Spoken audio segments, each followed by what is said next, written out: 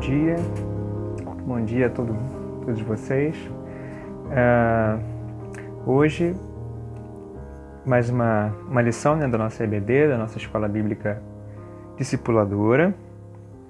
E hoje, com a lição número 11 da nossa revista, né? Que estamos estudando a doutrina de Deus, né? Então, cada lição é algum atributo divino, algum atributo de Deus que a gente vai meditar um pouco, refletir através de alguns textos bíblicos, né? A lição hoje é a lição número 11, que tem como título Deus é justo, certo? E nossos objetivos, então, que vocês podem ver, né? São esses aí: compreender que Deus é justo, compreender a justiça de Deus revelada em Cristo, entender que a nossa justificação é condição para sermos aceitáveis a Deus e que Ele mesmo providenciou os meios para isso acontecer, cabendo a nós crer. Objetivos específicos, né?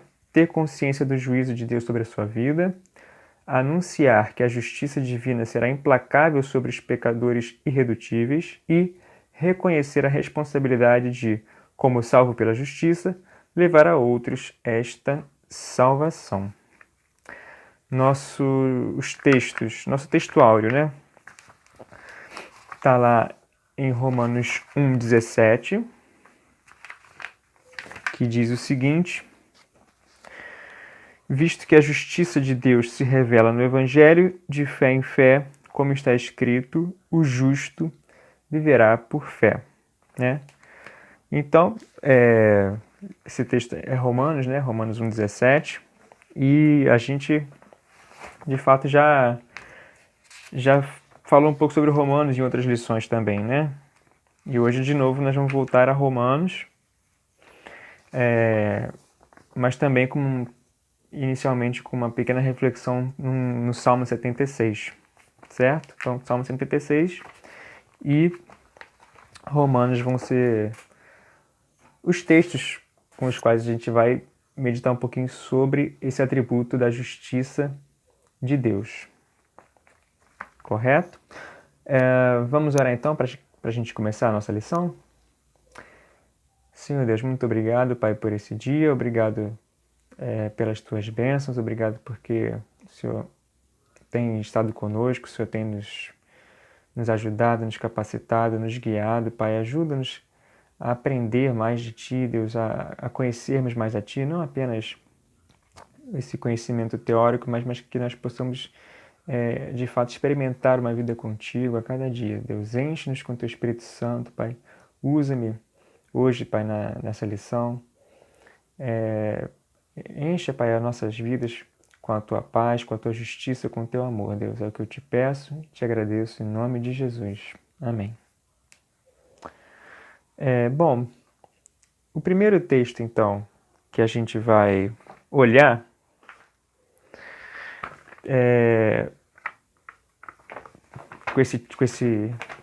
com essa ênfase, né, para a gente falar sobre a justiça de Deus, tá lá, é o Salmo 76. Então, a gente vai ler, se você puder abrir aí, Salmo 76, todo ele, né? De 1 a 12, embora a gente vá olhar um pouquinho mais para o final dele também, né?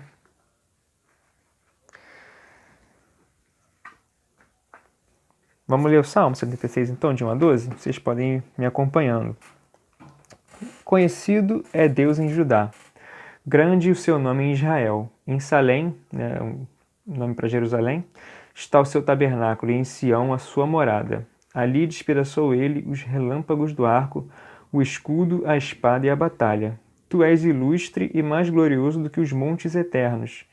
Despojados foram os de ânimo forte, jazem a dormir o seu sono, e nenhum dos valentes pode valer-se das próprias mãos. Ante a tua repreensão, ó Deus de Jacó, paralisaram carros e cavalos. Tu, sim, tu és terrível. Se te iras, quem pode subsistir à tua vista? Desde os céus fizeste ouvir o teu juízo. Tremeu a terra e se aquietou, ao levantar-se Deus para julgar e salvar todos os humildes da terra, pois até a ira humana há de louvar-te, e do resíduo das iras te cinges. Fazei votos e pagai-os ao Senhor, vosso Deus. Tragam presentes todos os que o rodeiam, àquele que deve ser temido. Ele quebranta o orgulho dos príncipes, é tremendo aos reis da terra. Esse então é o Salmo 76. A nossa revista traz aqui, né, que muitos estudiosos colocam esse salmo no contexto ali do cerco que se faz, né, a Jerusalém pela Síria, que está narrado lá em 2 Crônicas, capítulo 32. O rei Ezequias, né, rei de Judá, e o rei da Síria, o rei Senaqueribe, né, e Deus os livra, né? Então, muitos estudiosos colocam esse salmo nesse contexto aí. E é muito interessante olhar, primeiro, falando da justiça de Deus, né? A gente vai chegar em Paulo, né, em Romanos, que isso é um tema muito importante no Novo Testamento, né? Mas a gente também tem que ter em mente que esse é um tema importante não só no Novo Testamento, na verdade, mas é um tema importante na Bíblia toda em geral. Porque Deus não muda, né? Deus não era um Deus antes, no Antigo Testamento, e passou a ser um outro Deus no Novo. É o mesmo Deus. Sendo o mesmo Deus, seus atributos são os mesmos, né? São atributos eternos, são atributos que lhe pertencem porque ele é Deus, né, de fato. Então Deus, ele é santo, sempre foi santo, sempre será santo. Ele é justo, sempre foi justo, sempre será justo, né? Ele é a própria justiça. Deus é amor, sempre foi amor, sempre será amor.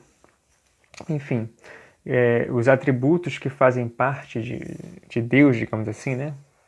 São atributos dele, né? E sendo dele, sendo desse ser que é perfeito, que é pleno, que não tem começo nem fim. E muitas dessas coisas a gente já falou no decorrer das lições, né? São atributos que permanecem, porque Deus não muda. Né? Deus não muda. Deus não é pego de surpresa. Enfim, Tiago fala isso, né? Deus não há mudança nem sombra de variação. Deus não faz acepção de pessoas. Deus não muda. Ele não é homem para que minta. Então, o tema da justiça de Deus é um tema que sempre esteve presente e está, de certa forma, presente no Novo Testamento porque está presente no Antigo, né? Há uma convergência aí, né? O mesmo Deus a quem os judeus e o povo de Israel serviam, tinham uma aliança, um pacto ali, né? É o mesmo Deus que se revela em Cristo Jesus, cumprindo a lei, né? E trazendo agora, né, esse evangelho de maneira perfeita, personificado na pessoa de Cristo, né? Que é o Messias ungido, o Rei prometido, e aquele que traz salvação não só a judeus, né, mas através da fé a qualquer pessoa, né, judeu, gentio, né. Enfim, e por isso é importante a gente ter a noção de que o conceito desse Deus totalmente justo, né, assim como outros conceitos também, são conceitos presentes no Antigo Testamento também, né. E é muito interessante aqui, né, a gente ver esse salmo aqui, embora a gente possa usar também vários outros textos para isso, né? O Antigo Testamento ele apresenta Deus de fato assim, um Deus único, acima de qualquer outro ser, né? perfeito, santo. Esse é o Deus que é retratado vez após vez, né? Em toda a Escritura, especialmente falando aqui agora do Antigo Testamento, né? Não temos aqui a visão de um outro Deus, né? Ou de um Deus diferente. É o mesmo Deus, os mesmos atributos, e que foi aqui revelado nesse salmo tão bonito, né? Dentro de um contexto tão difícil como a gente viu. E aqui na nossa revista, ele traz aqui alguns propósitos do juízo de Deus, né? A gente está falando de Deus justo e aqui esse salmo fala um pouco dos juízos de Deus. E é legal para a gente poder meditar um pouco nesse Deus que a gente serve, né? Para que a gente também mergulhe um pouco e entenda quem é esse Deus, né? Como ele é, o que significa isso, ele ser de fato totalmente justo, totalmente santo, totalmente bom, totalmente amor. E a nossa revista então separa aqui alguns propósitos que o juízo de Deus cumpre, né? Que os juízos cumprem. Então, primeiro é que os juízos são estabelecidos. E aí a gente tem o versículo 8, que diz o seguinte, Salmo 76, 8. Desde o céu fizeste ouvir o teu juízo, tremeu a terra e se aquietou. Ou seja, o juízo de Deus é algo que ninguém pode, ou ninguém tem poder ou condição de ir contra, né? E isso decorre do fato de que Deus é soberano também, né? Acho que algumas das lições a gente já falou também sobre isso, né? Deus é soberano. Isso é algo também que é bastante retratado no Antigo Testamento, né? Desde o Gênesis, né? Que mostra claramente que, na verdade, tudo que existe, tudo, né? Nosso mundo, foi tudo criado por Ele. Pela palavra dele, né? Pelo seu poder. Então, os seus juízos são estabelecidos e ninguém pode, ninguém consegue, ninguém tem poder, ninguém tem nem dignidade alguma de ir contra esses juízos. E isso é um tema interessantíssimo que diz muito para nossas vidas, porque nos tranquiliza no sentido de nós sabermos que as nossas vidas estão depositadas nas mãos de um Deus que é justo, totalmente justo, e que pode e vai fazer valer o seu juízo, né? Por mais que a gente passe por situações, né, em que seja difícil ver alguma perspectiva de justiça nesse sentido, né? Eu uma vez estava lendo um comentário sobre o livro de Daniel, né? Era estava falando com os jovens, né, sobre o livro de Daniel, e eu li um comentário, acho que aqueles comentários da Vida Nova, né? E eu vi um comentário muito interessante no livro de Daniel, desse comentário, né? Desse livro, que falava o seguinte, porque no livro de Daniel, esse tema de Deus como alguém soberano, né? E alguém que faz valer, né, a sua vontade na história, né? Apesar dos homens que se levantam, né? Então, você tem lá em Daniel a estátua, né? Os reinos, mas no final você tem o reino que é, né, que é o próprio Cristo, né? E que se sobrepõe a qualquer outro reino, qualquer outra força.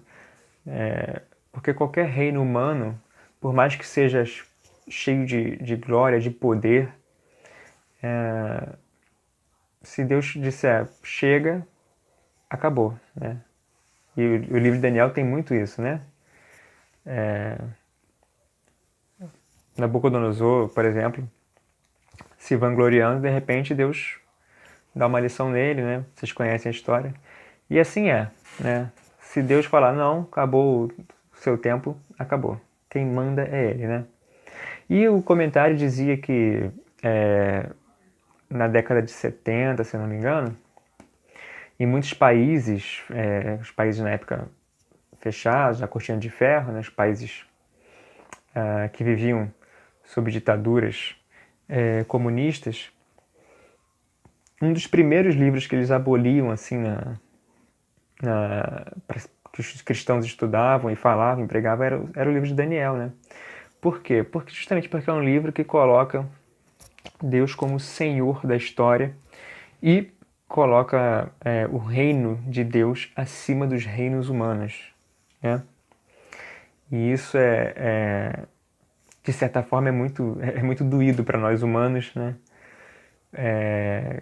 Que pensamos que somos alguém e pensamos que podemos construir coisas grandiosas, quando na verdade a última palavra sempre é de Deus, né? E os juízos dele são, como esse primeiro ponto aí, né? São estabelecidos e ninguém pode ir contra eles, né? Nabucodonosor não pôde, ninguém pode, né? Nem o imperador, nem o presidente hoje, nem um banqueiro, nem ninguém, né? Não há poder, não há dinheiro no mundo, status, fama, contexto, nada que possa, de fato, fazer frente aos juízos de Deus, né? Então, isso decorre, como a gente falou, dessa soberania divina. Deus é soberano, por isso nós podemos plenamente confiar nos seus juízos, que são perfeitos, porque Deus é perfeito e é santo. Segunda questão aí, né? Defesa do humilde e pequeno. Versículo 9. Diz o seguinte, versículo 9. Ao levantar-se Deus para julgar e salvar todos os humildes da terra. E aqui eu lembro, assim, faço um paralelo com as bem-aventuranças de Mateus, né? Bem-aventurados humildes, né? Os pobres de espírito também, os mansos. Para que a gente veja, né? Primeiro, como a gente já mencionou, como Deus não muda, né? E a sua ação, a sua justiça é sim para com os pobres, com os humildes, né? Esse é um valor importantíssimo dentro do reino de Deus, né? O servo. E a figura mais emblemática, né, para isso é o próprio Cristo, um rei que se fez servo, né? Um Deus que se torna homem, que se humilha, né? Eu li recentemente alguém falando justamente esse escândalo que é o cristianismo, né? Uma religião que proclama um Deus que se humilhou, né? Ao invés de proclamar um Deus simplesmente que só vence, né? Embora nosso Deus de fato vença, né? Mas ele também se humilhou, né? E a nossa salvação é fruto dessa humilhação divina, né? Fruto dessa intervenção direta na história, né? Cristo se fazendo homem, né? Deus se fazendo homem na pessoa de Cristo, para morrer por aqueles que lhe fizeram mal, aqueles que estavam em rebeldia contra ele, aqueles que estavam em estado de pecado, de escuridão, enfim. Isso realmente é algo escandaloso, assim, né? Mas e isso gera em nós, né, esse exemplo de Cristo, né, gera em nós, deve gerar o mesmo, a palavra de Paulo em Filipenses, né, o mesmo sentimento que houve em Cristo Jesus, né? Olha só que palavra forte ali em Filipenses, né?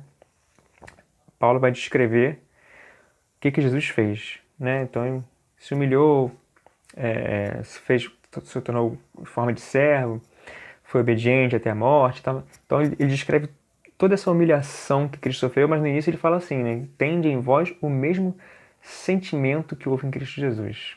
Olha, humildade, né? É de fato se esvaziar de qualquer tentativa tola de autodependência, algo assim, né? Mas olha que coisa difícil que Paulo pede. Ele pede,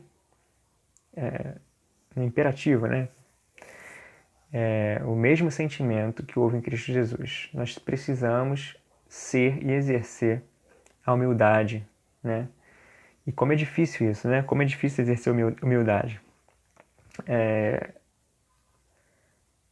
De fato, é pela graça, né? É pela graça. Mas nós temos a Cristo e é Ele que nos capacita a vivermos a vida cristã, né?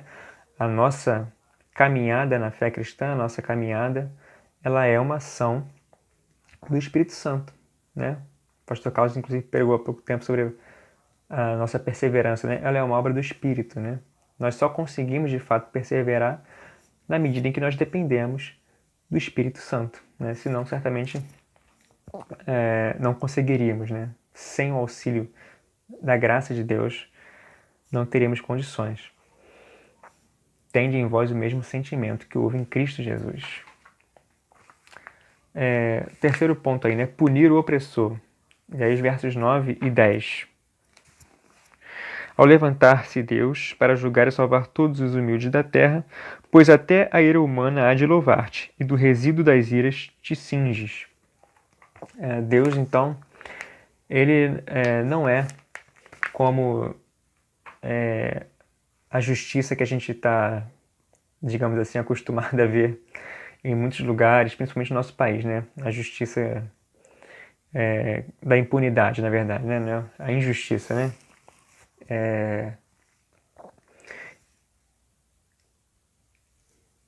E isso é algo que em outros salmos a gente vê, né? Salmistas se perguntando, poxa, mas o ímpio prospera, né? E o justo sofre, não é? Mas fato é que, primeiro,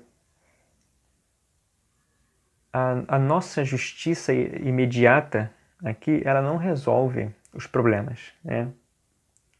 O simples fato de você querer resolver uma situação na hora, na mesma hora, não resolve de fato os problemas, porque o problema da humanidade é algo muito mais complexo, mais profundo, porque é o problema do pecado, né? Então a nossa justiça, embora nós somos chamados para exercermos justiça na Terra, nós precisamos entender também que a nossa justiça em si, ela, a Bíblia diz, né, a nossa ira não opera a justiça de Deus, né? E a nossa justiça não consegue resolver o problema, o nosso problema crônico, que é o problema, né, substancialmente é o problema do pecado, né? E por isso há tanta injustiça no mundo, né? Por isso a justiça divina, ela é muito mais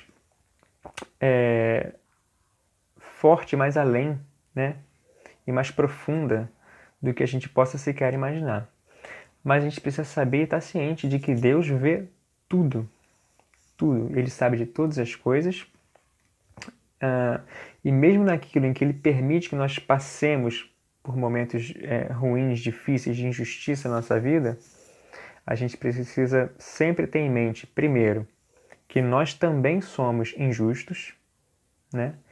E que se hoje nós temos uma vida em comunhão com Deus, é exigido de nós que nós tenhamos também para com os outros um olhar de misericórdia, né? E a gente precisa saber também e confiar que a justiça de Deus certamente virá, né? Cristo voltará fisicamente e Ele vai fazer valer a sua justiça, né? Vai renovar todas as coisas. E isso não é uma utopia, em que a gente se agarre para se sentir confortável, né? Não. Isso é algo que nós podemos plenamente confiar e crer, porque Cristo provou ser Deus ao ressuscitar dos mortos, né? Cristo provou ser Deus ao ressuscitar dos mortos. Por isso, nós sabemos que a sua justiça e que a sua palavra, ela é perfeita, ela é digna de confiança, digna de crédito, e nós podemos confiar plenamente nesse Deus que nos salvou e que caminha conosco, né? Através do Espírito Santo, que está conosco através do Espírito Santo. O último ponto aí dessa reflexão em Salmos é louvor da sua glória, né? O juízo de Deus cumpre o propósito de louvar a glória de Deus. E aí vai até o verso 12, né? Vou ler os versos 11 e 12, né? Fazei votos e pagai-os ao Senhor vosso Deus. Tragam presentes todos os que o rodeiam. Aquele que deve ser temido. Ele quebranta o orgulho dos príncipes, é tremendo aos reis da terra. A justiça de Deus, né? Ela também cumpre esse propósito de engrandecer e de louvar o nome de Deus. E de fato, porque todos nós ansiamos por justiça, né? Nós ansiamos por justiça. E isso, né, é um tema que desde a antiguidade se debate, inclusive na filosofia, né? Platão, Aristóteles, Sócrates. Esse tema da justiça, né? De se buscar aquilo que é justo, né? E de entender que a justiça é um valor que não é sujeito a mudanças, mas é algo, uma ideia, digamos, né? Em Platão isso é muito evidente, né? A justiça é esse como um valor objetivo, algo perfeito, a justiça perfeita. E fato é que Deus é a própria justiça, né? Deus é a própria justiça perfeita, né? E nós ansiamos por isso, né? Todo ser humano anseia por justiça, né? E na medida em que a gente consegue ver pequenas situações de justiça se fazendo ao nosso redor, aquilo isso é muito interessante, né? O nosso interior se satisfaz. Não, olha, a justiça foi feita. Nós somos seres que nós ansiamos por justiça, né? E isso é também fruto, né? Essa é a consequência dessa nossa sede de Deus, né? O ser humano tem sede de Deus. E, de fato, só Deus pode preencher e satisfazer esse nosso vazio, essa nossa sede de justiça, né? E por isso essa justiça traz glória para Deus, porque revela, né? Um atributo que revela bastante o próprio Criador. Vamos dar prosseguimento, então? A gente ainda tem bastante coisa para falar aqui, né? Vamos para Romanos e o nosso segundo ponto, né? Somente um Deus justo evidencia graça. E aí a gente está em Romanos 1, de 1 a 15. Na verdade, eu acho que ele vai até... Acho que ele vai até o 17, na verdade. Romanos 1, né? Paulo fala bastante sobre o tema da justiça. Deixa eu abrir aqui.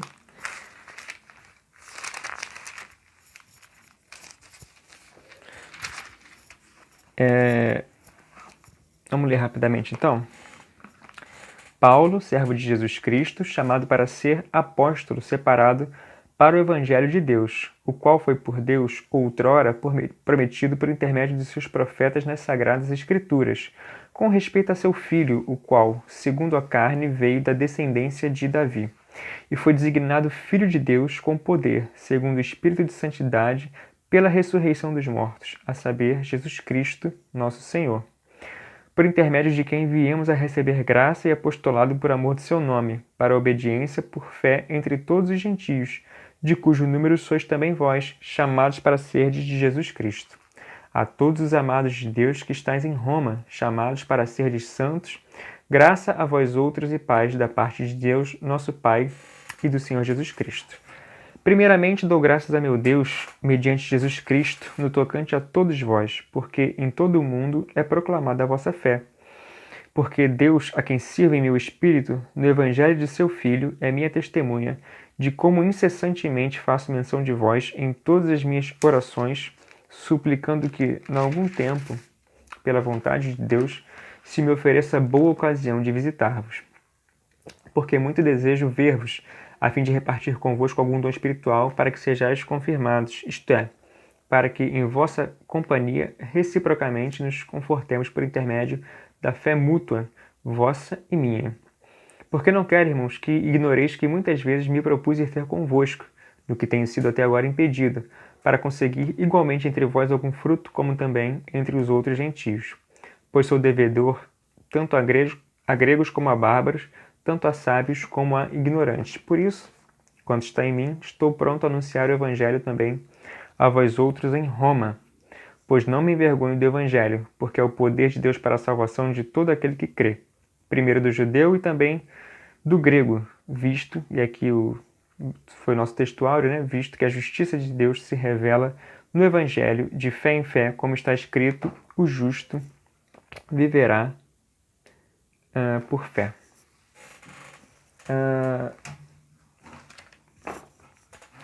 E aqui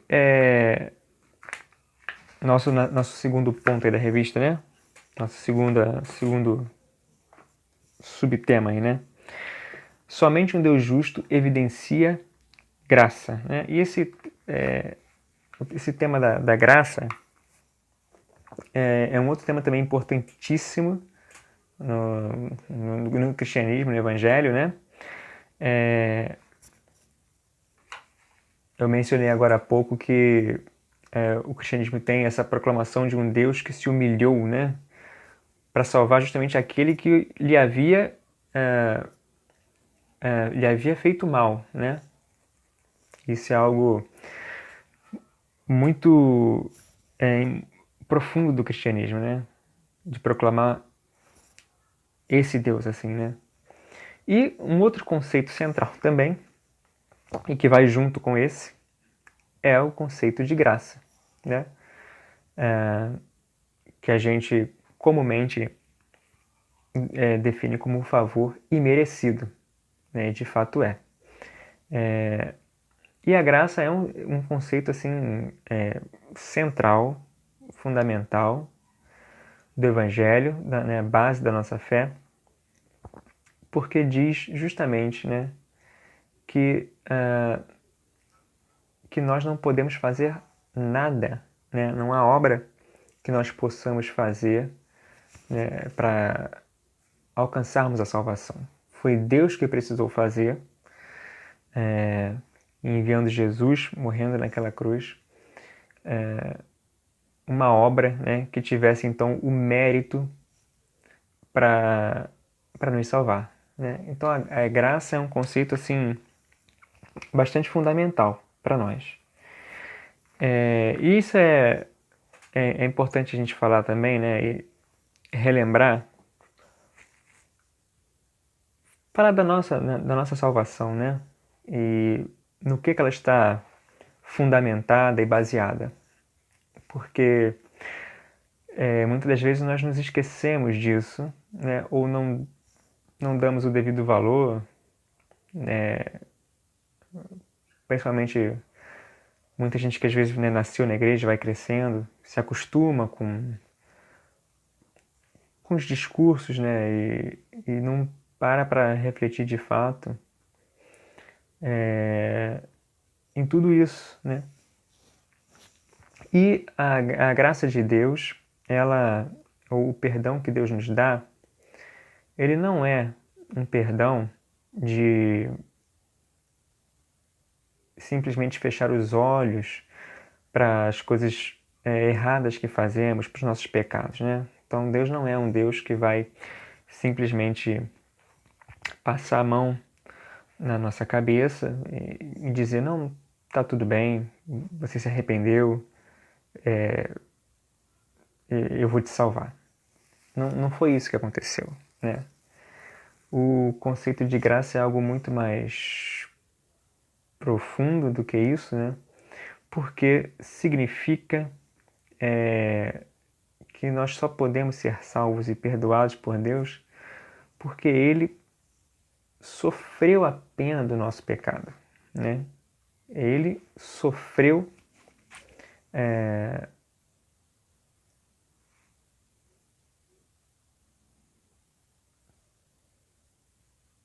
a palavra de Deus é muito interessante, que ela diz que Ele se fez maldição por nós, né?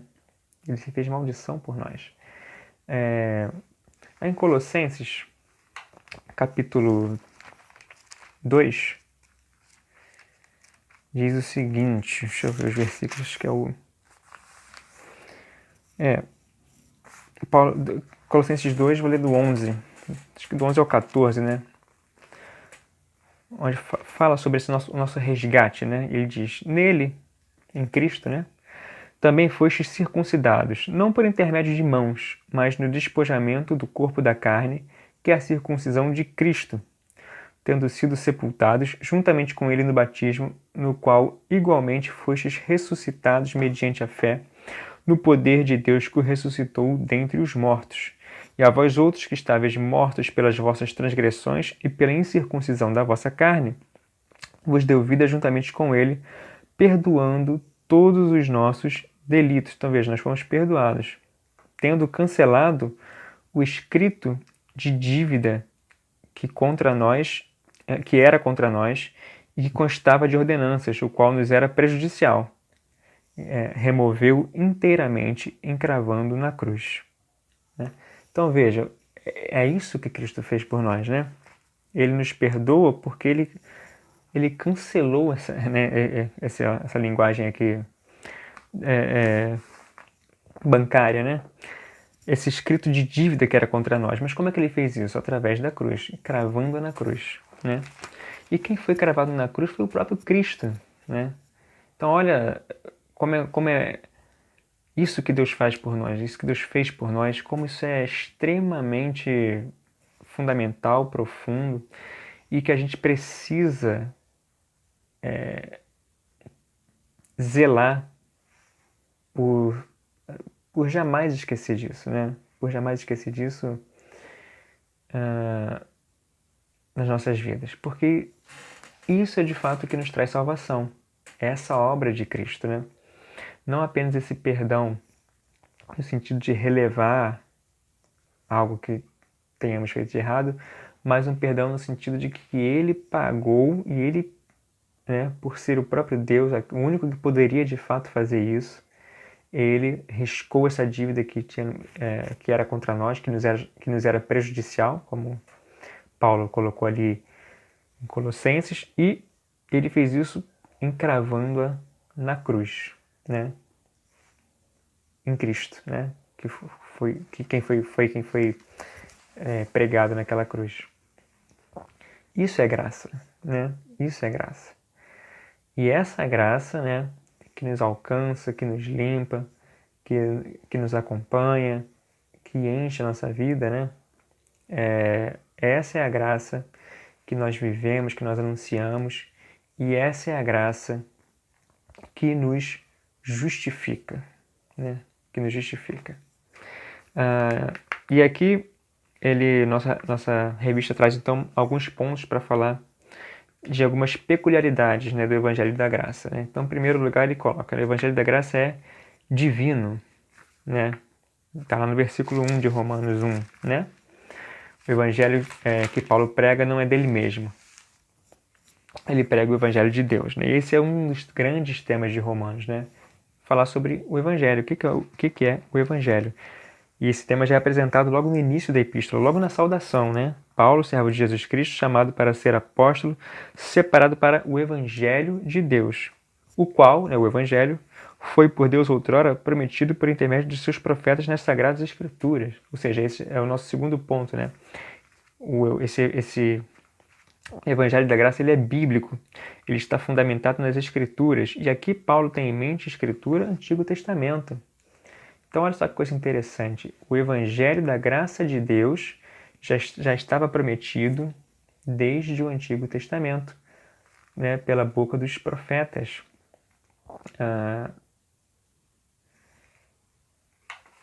E Cristo é justamente a figura que vai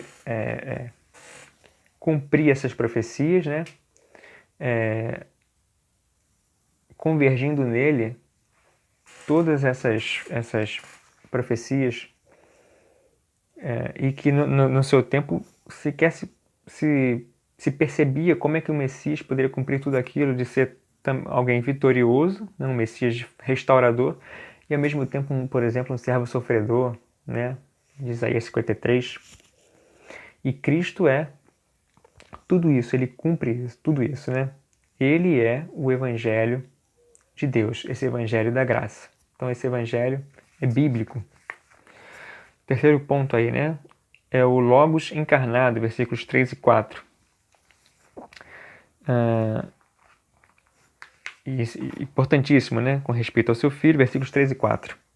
O qual, segundo a carne, veio da descendência de Davi e foi designado Filho de Deus com poder, segundo o Espírito de Santidade, pela ressurreição dos mortos, a saber, Jesus Cristo, nosso Senhor. Cristo, de fato, entrou na história humana, né? E isso também não é algo que a gente proclame como simplesmente um dogma de fé, algo assim, não, mas a nossa fé, ela é algo que contém historicidade, né? Tanto na encarnação de Cristo como na sua ressurreição, né? São fatos históricos. Nós assim o cremos e de fato a nossa fé depende disso, como o próprio Paulo coloca em 1 Coríntios 15, né? Se Cristo não ressuscitou, ou se Cristo não ressuscitou dos mortos, é vã a nossa fé, né? É vã a nossa fé. Outro dia eu vi uma entrevista de um político, inclusive, segundo me consta, pastor, dizendo que, falando sobre Jesus, ele, né, falou que Jesus morreu e que a mensagem dele era tão revolucionária que aqueles que o seguiam começaram a dizer que ele havia ressuscitado, né?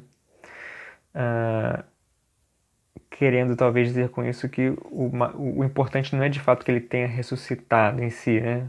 Mas que deve se apegar a certos aspectos da sua mensagem, principalmente de amor ao próximo, enfim. Mas a questão é que a ressurreição de Cristo ela é fundamental, né? A ressurreição física e histórica é fundamental e não se pode falar de fé cristã sem a ressurreição, né? Justamente é justamente a ressurreição que faz os discípulos entenderem a missão daquele Messias, né? Já falei isso também uma vez. Era muito difícil, você tinha muitas figuras de Messias naquele contexto no século I, e sempre aquelas figuras de pessoas vitoriosas, né? O Messias político, o Messias libertador. Que aliás é o que sobra quando você deixa de lado a ressurreição mesmo de Cristo, né? Só um aspecto político passageiro. Mas, de fato, os discípulos, e o próprio, em Marcos, né? O próprio Pedro, ele consegue identificar na figura de Jesus o Messias, né? Pedro proclama, não, tu és o Cristo, Filho do Deus vivo. A questão é, identificar Cristo como Messias é uma coisa, agora entender a sua missão como Messias era outra bastante difícil, inclusive para os discípulos. Porque logo em seguida, em Marcos, quando Jesus vai falar, né, ouvindo então a resposta de Pedro de que ele era o Messias, né, e havendo, né, nesse dito uma verdade, Jesus passa então a falar sobre a sua missão, né? Eu vou a Jerusalém, né? Convém que eu padeça e tal. E Pedro vai falar, não, isso não vai acontecer de maneira nenhuma. E aí Jesus retruca e diz, para trás de mim, Satanás. Mas veja que ele tinha acabado de fazer uma declaração importantíssima de que Jesus era o Messias, mas ele não conseguia, né? Pedro não conseguia entender a missão do Messias, porque ele tinha, assim como todo o contexto da sua época pensava dessa maneira, tinha na figura do Messias uma figura de libertador político, não alguém que fosse sofrer ou morrer, algo nesse sentido, né? Que fosse fracassar nesse sentido, né? Então a ressurreição de Cristo é importantíssima porque ela justamente desperta de fato e aguça então o entendimento dos discípulos para que eles percebam que essa é a missão do Messias, né? Não é simplesmente uma questão política ali, mas é algo muito mais profundo e que transcende tudo isso. A ressurreição ela é importantíssima, né? Porque é através da ressurreição de Cristo que de fato nós somos salvos da sua morte e da sua ressurreição, o sacrifício que ele fez na cruz, né? É isso que nos salva. Essa é a obra que Cristo fez para que nós pudéssemos ser salvos, né? Para que esse evangelho da graça pudesse nos justificar. Próximo ponto aqui, né? A condução ilimitada da fé. Versículo 5. Por intermédio de quem viemos a receber graça e apostolado por amor de seu nome, para a obediência por fé entre todos os gentios. Deus quer alcançar a todos, não querendo que ninguém se perca. Ele veio para conduzir pecadores de maneira indistinta e ampla à fé. Essa é a obra dele, né? Atrair as pessoas para si. Essa é a missão do Messias, né? Trazer libertação. Libertação a quem está preso, salvação ao perdido, enfim, é transformação de vida, transformação total de vida. Essa é a missão dele, né? E isso é feito mediante a fé. Uma quinta peculiaridade é que o evangelho é público. E aqui é interessante, né? Paulo faz menção, diz na nossa revista, que a fé dos crentes de Roma tem sido notória no mundo, né? A fé cristã não é algo que é para ser feito em secreto, embora tenha muitos contextos no mundo em que isso seja necessário do ponto de vista da perseguição que se passa ainda em vários lugares, inclusive nos dias de hoje, né? Mas a fé cristã e a sua mensagem, ela é para o mundo, é para todos, né? Em Romanos isso é muito evidente, né? Ainda mais a gente vendo que Paulo enfrenta esse contexto de levar o cristianismo aos gentios, né? Quando ele tem ali aquela perseguição, inclusive, dos cristãos judaizantes, né? E que enfatizavam, então, as obras da lei, enfim. E Paulo vai dizer, não, a base da salvação não é a etnicidade, não é a etnia, é a fé, né? E sempre foi pela fé. Então, e isso pressupõe que essa mensagem de salvação, que esse evangelho de graça, seja uma mensagem pública, né? E justamente Paulo louva os romanos porque a fé deles era notória no mundo, né? Paulo reconhece isso, né? Sexta característica aqui é o encorajamento mútuo, né? E esse evangelho da graça, um corolário muito evidente dele é a própria igreja, né? A igreja ela é fruto do evangelho da graça de Deus, né? Nós somos salvos, né? Judeus, gentios, todos pela fé em Cristo, e esse Cristo nos une, né? E nós que compartilhamos essa fé, que fomos justificados por Cristo, que fomos alcançados por essa graça, por esse sacrifício tão profundo de Jesus naquela cruz, somos irmãos, né? E isso deve nos unir. Muitas vezes a gente vê muita desunião, né, nas igrejas, e isso em vários níveis, assim, né? Seja naquele nível simplesmente de não fui com a cara daquela pessoa dentro da mesma igreja, como também, às vezes, igrejas, por serem diferentes ou de tradições diferentes, embora adorando o mesmo Deus, né? Às vezes se veem quase como inimigos, né? Às vezes por compartilhar algum aspecto de doutrina diferente, claro, nada na essência, na ortodoxia, mas às vezes a gente desvirtua por tão... se divide por tão pouca coisa, né?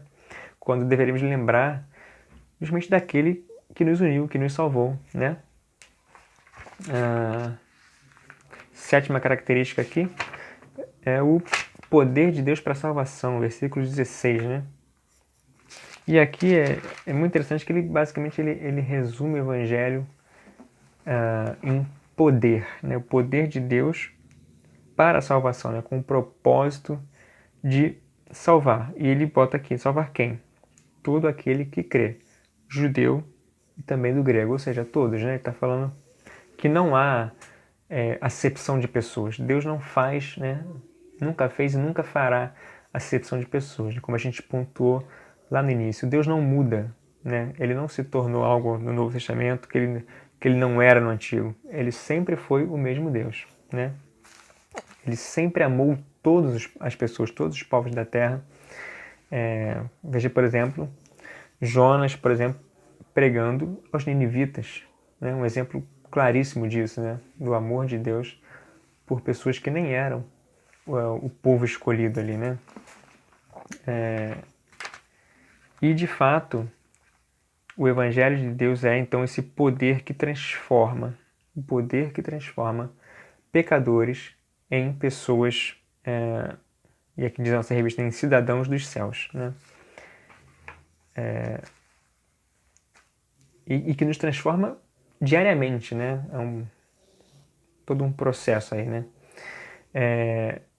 Mas fato é que não são poucos os exemplos, não são poucos mesmo, né?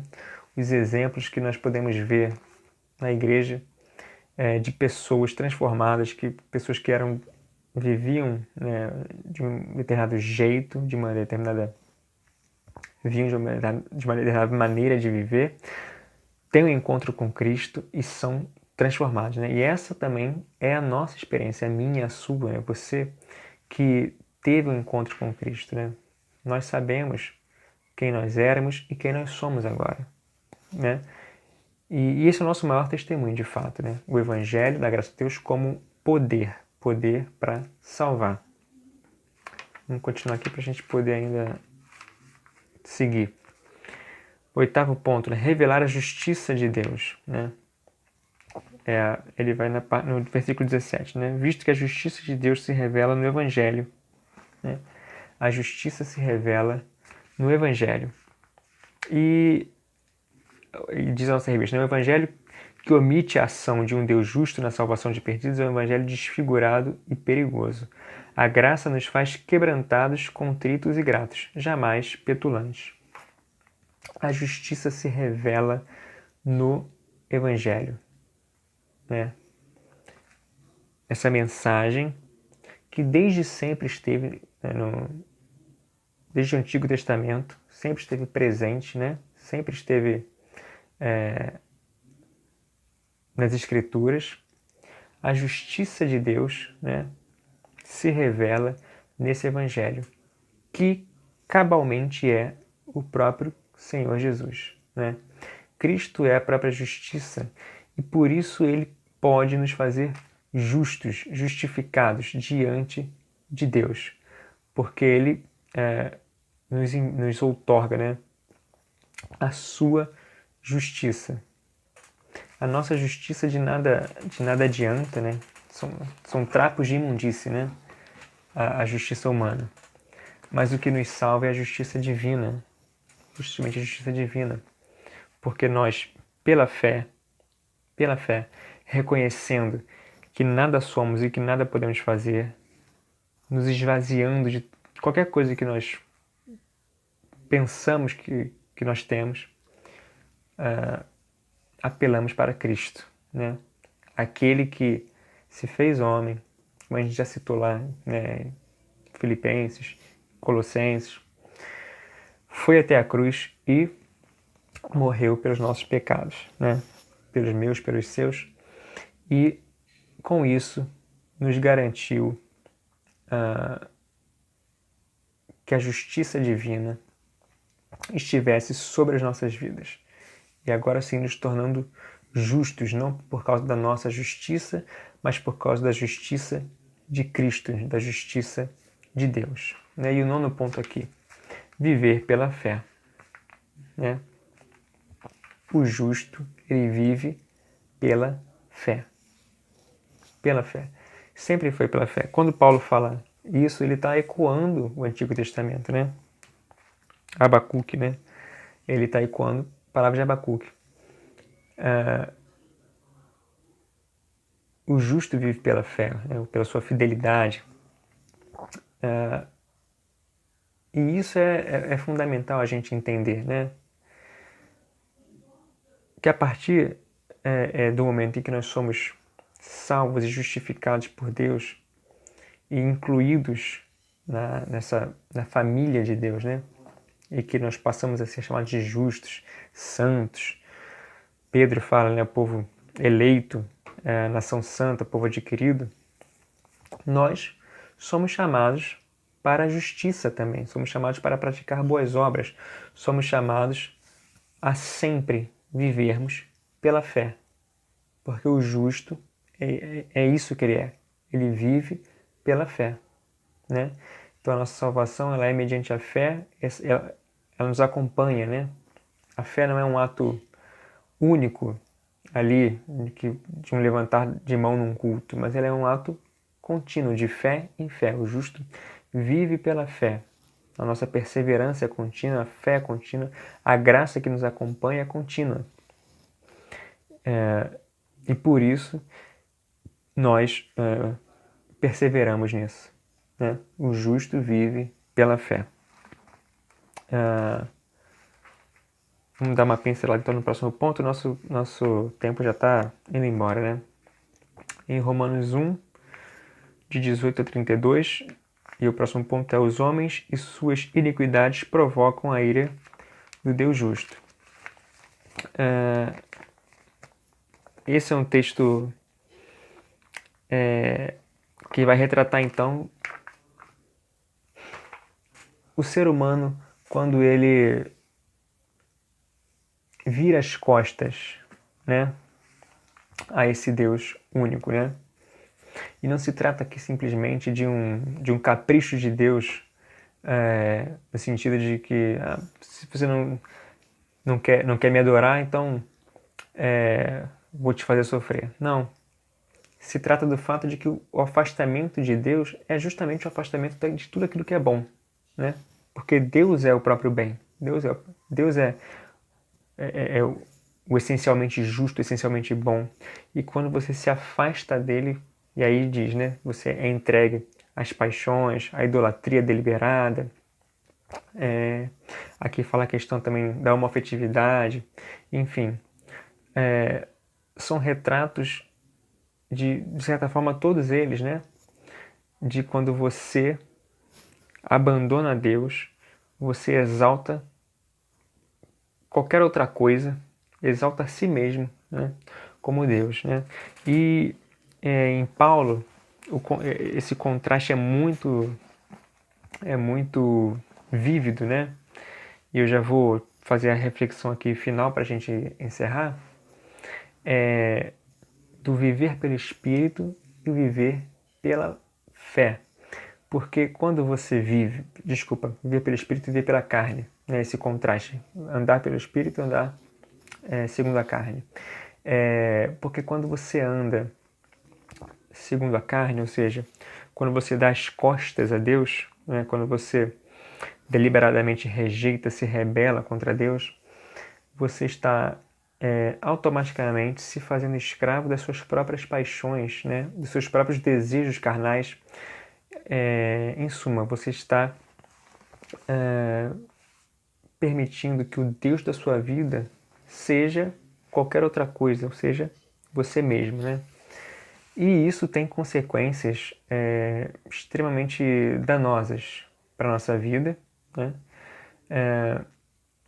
Isso diz muito, inclusive, para a nossa cultura hoje, onde Deus não está sendo apenas esquecido, mas está sendo deliberadamente rejeitado, assim, né? Evitado, enfim. A nossa cultura ela tem se voltado muito para isso, né? Para esse egocentrismo, né? Quando você tira Deus, alguma coisa vai tá no lugar de Deus, com certeza, ali, né? E de fato a nossa cultura tem exaltado o homem acima de qualquer coisa, né? Essa imagem de que nós podemos tudo, né? Nós podemos melhorar o mundo, nós podemos resolver nossos problemas sozinhos, nós podemos tudo.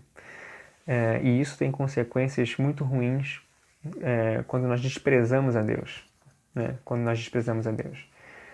E nós precisamos saber que a justiça de Deus também age aí, né? Também age aí. E a nossa palavra final, né, já que o nosso tempo já esgotou, é para que nós tenhamos muito cuidado, né, com esse evangelho do qual nós somos herdeiros e participantes, né, para que nós saibamos da nossa responsabilidade, não só como pessoas justificadas por essa justiça divina, né, que vem a nós através da graça de Deus, mas que nós também somos proclamadores dessa justiça, proclamadores do Evangelho nesse mundo tão separado de Deus, né? Tão separado dos valores espirituais, tão separado daquilo que é de fato bom, daquilo que é de fato amável, puro, Deus, né? Deus em todos os seus atributos, né? Vamos encerrando por aqui. Ainda faltava ainda mais um pontinho, mas fica aí como lição para casa, ler então Romanos 2, de 1 ao 16 também, tá bom? E aí a gente vai encerrar por aqui e lembrando, né, para que a gente leve bem a sério e tenha em mente isso que a gente refletiu, né? Essa justiça de Cristo que nos alcança, esse evangelho que é o poder de Deus nas nossas vidas, né? E que nos faz sermos justos diante dele e proclamadores àqueles que ainda não têm Cristo em suas vidas, né? Isso é uma responsabilidade nossa muito grande e para isso nós precisamos sempre lembrar, né, da nossa condição e de quem nós éramos, de quem nós somos e desse evangelho que nos transforma, essa justiça divina que se revelou na pessoa de Cristo para nos salvar. Vamos orar? Pai, nós te agradecemos pelas tuas bênçãos, Pai, obrigado pela tua salvação, Deus, obrigado porque a tua justiça nos alcançou, obrigado porque Cristo se fez homem, morreu naquela cruz, Deus, para nos salvar, Deus. Te peço que o Senhor seja conosco, Deus, continue nos ajudando, nos capacitando a cada dia, Pai.